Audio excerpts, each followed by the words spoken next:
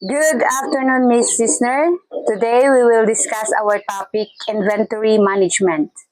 Inventory management is the process of overseeing and controlling a company's inventory to ensure the right amount of stock is available at the right time. It involves tracking, ordering, storing, and using raw materials, components, and finished products efficiently. Effective inventory management helps business minimize costs, avoid overstocking or stockouts, improve cash flow, and meet customer demands and consistent. Common techniques include just-in-time or GIT, incoming order or quantity EQs, EOQ, and ABC analysis. So, doon na siya yung mga kanabitang monthly report sa atong baligya. Ang usa sa kumpanya maghimo og bulanong report sa baligya aron masulta ang performance, ang report. So, doon na siya mga tuyo og tumong, mga purpose. Paghatag impormasyon, mahitungod, pag-ila sa produkto, nga taas ang kita, o pag-address sa mga issue.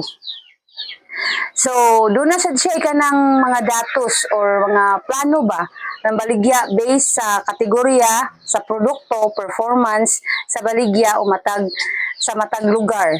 Paghulagway sa datos nga itandi sa matag bulan na, for example, kaninga bulan na kusog ba ni or sunod nga bulan hinay na sad ni siya sa inana siya. So mga doon na sad tayo ma-discovery ni saka og, for example, kaninga buwan ni saka og 15%, sunod buwan ni us-us siya og 1%. So makita na to ang atong improvement ba performance atong baligya. So next is stock levels and reordering refer to the management process of maintaining the right quantity of inventory and deciding when to replenish. This ensures smooth operations para masigurado ang mga stocks nga napabay stocks at kanang baligya nato.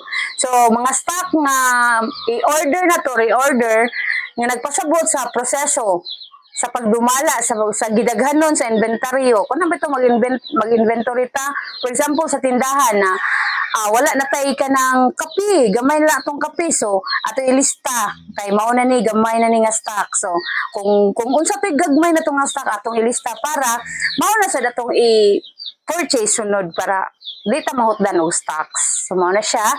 Then adto ta sa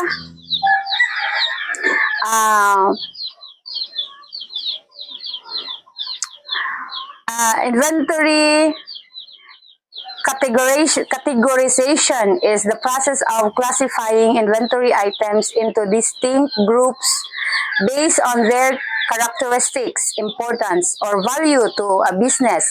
This helps organizations manage their stock more efficient by prioritizing resources and decision-making efforts. So, ang pag-inventory or i-categorize ni mo ang proseso sa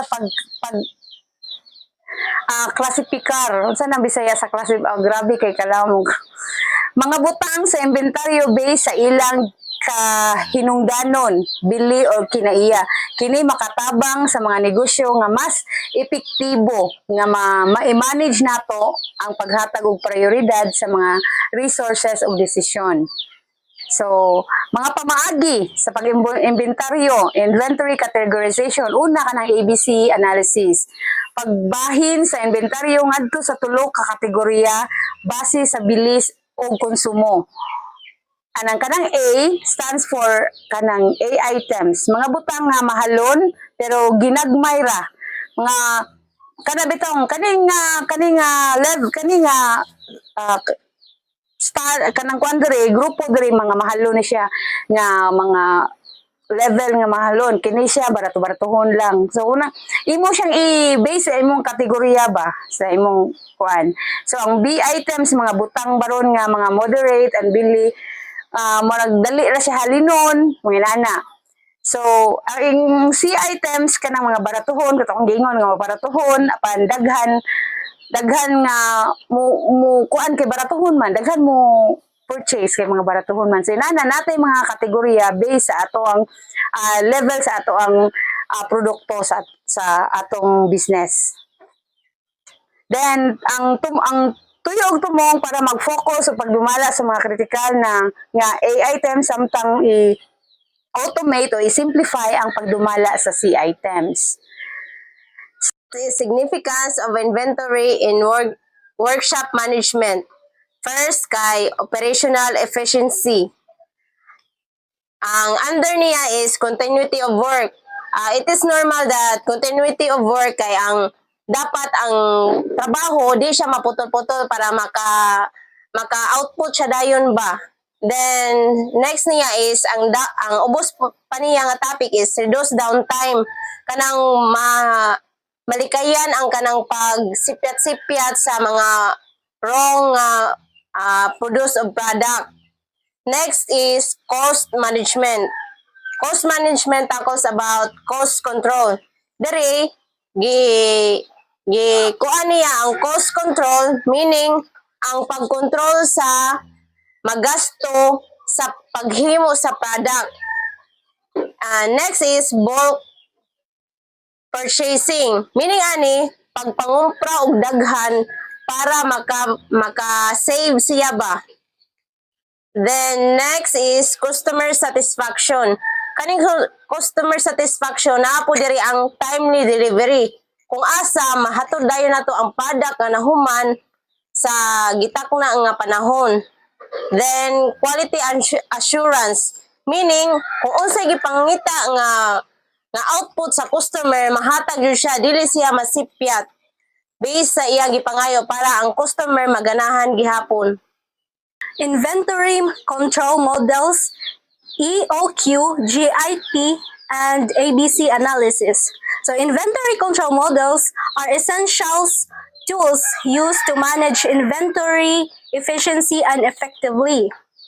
First, kay economic order quantity or EOQ. Ang economic order quantity helps decide the best number of items to order to keep both ordering and storage costs as low as possible. Ang kanidaing EOQ makatabang para makabalo ta kung pila ang anga i-order aron gamay ra ang gasto sa pag-order sa mga butang. Ang iyang key components, kanang higher ordering cost means it's better to order in bulk, but this increases holding cost. So ang kaning ordering cost refers to the expenses involved in placing an order, like handling, shipping, and processing fees. So mao na siya, no? So mas better jud nga mo order tag dinagko nga quantities at once to reduce frequent ordering, but this can increase the cost of storing the items. Next is holding cost. Holding cost refers to the expenses of storing items such as rent, insurance, utility bills, and maintenance.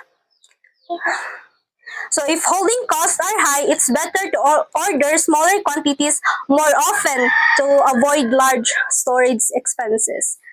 Third, demand. Ang kaning demand is the amount of a product expected to be used or sold in a certain time.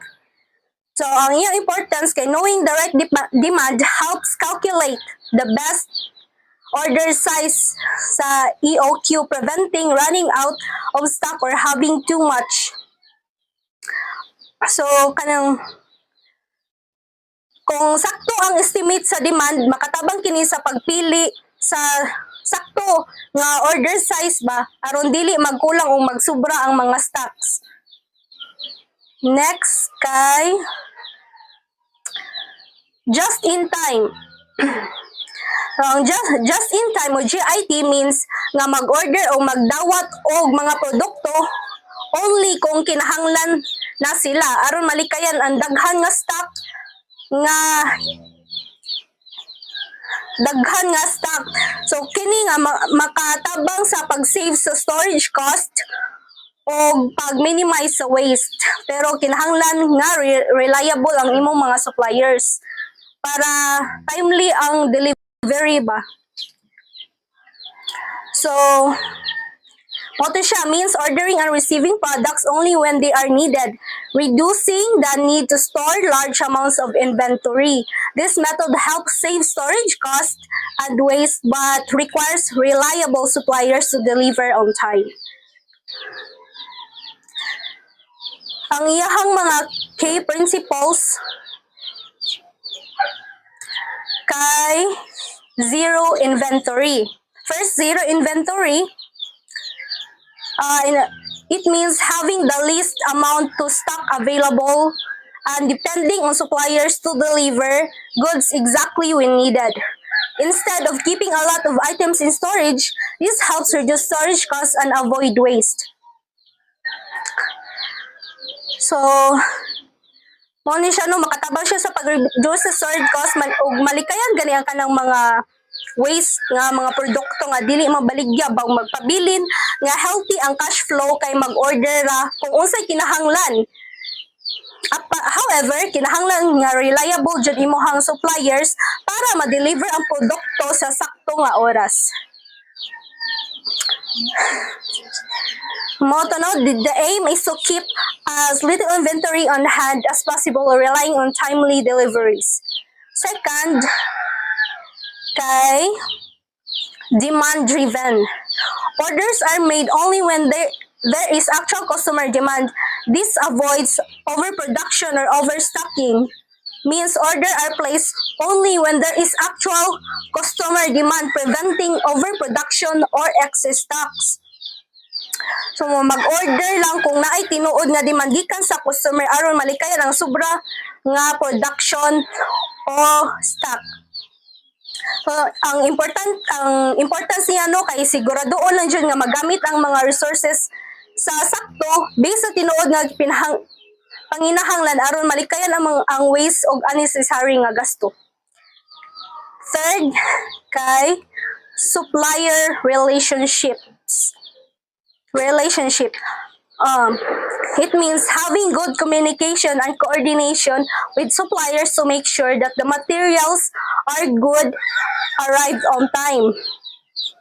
So importante nga kanang kung naay delay sa delivery, pwede kini makapik. Ang importance niya kay kung nagani siya kanang delay sa delivery, pwede kini makapikto sa operation or production hinungdan nga importante nga maghatod og maayo nga relasyon sa suppliers. So dapat na jud tay ka ng strong communication sa suppliers para dili ta mag kulang sa kanang supply.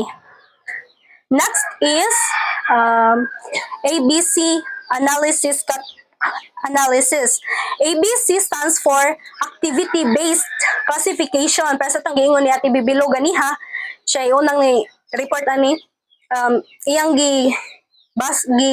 report dito ang ABC pero ako mo kuan sayang kanang mga items. ABC stands for activity-based classification in inventory management. It refers to categorizing items into 3 groups. Katong giingon ganiha katong tulo ka buok. So item A, high values items with low quantity. Items nga mao pa mga butang nga mahalon gani pero gamay ra ang quantity. Kini nga mga items nga importante ug taas ang value pero dili daghan ang stock. Example niya kay sa usa ka tindahan ng mga high-end nga gadgets like smartphones o laptops mao ang item A. Mahal man sila pero dili daghan ang quantity nga stock. So proceed ta sa B items or item B, moderate value items with moderate quantity.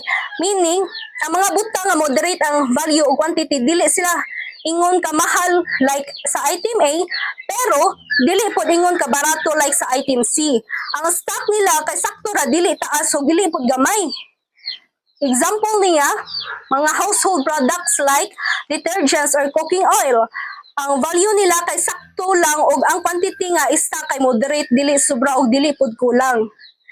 Sunod, next is C items or item C, low value items with high quantity. C items are low value products but are kept in high quantity. These items are inexpensive, meaning barato, and are usually bought in bulk or stored in large amounts to meet high demand. So dinaghan dapat ang i-orderon. Example, mga items sama sa candies, tissue paper, or ball pens. Dali ra man siya mahurot. Mao nga kinahanglan mag-stock og daghan. So they require minimal management and often order in bulk. Sa katong gingon, dapat dinaghan siya. Techniques for managing inventory levels effectively is essential for monitoring operational efficiency, reducing costs, and ensuring that the right materials are available. List of techniques for managing inventory level effectively is reorder point or rope system. The example is automatic reordering, lead time consideration. Number 2 is economic order quantity or EOQ. An example is optimal order quantity and balancing cost. And number 3 is safety stock. Example is buffer inventory and calculation. Number 4 is inventory turnover ratio. Example is monitor efficiency, improve practices. Number 5 is cycle counting. Example is regular edits and error detection. Number 6 is demand forecasting. Example is predict future needs. Another one is technology integration. Number 7 is vendor inventory management system. The example is real-time tracking and integrated system. Proceed to vendor managed inventory. So this is approach involves the supplier taking responsibility for managing the inventory. Namisti siya ti, bawal na siya ti. So let's proceed to vendor managed inventory. This approach involves the supplier taking responsibility for managing the inventory levels of a specific product. So, ang kaning vendor managed inventory, usa ka system din ang supplier ang nagda sa level sa inventory sa usa ka product. Ang supplier ang na-responsible para sure ug sakto ang iyang kantidad sa inventory. Kini mo nagpasabot nga ang supplier ang nagmonitor sa level sa inventory, nag-order og dugang nga inventory kung gikinahanglan og nagpadala sa mga produkto sa customer.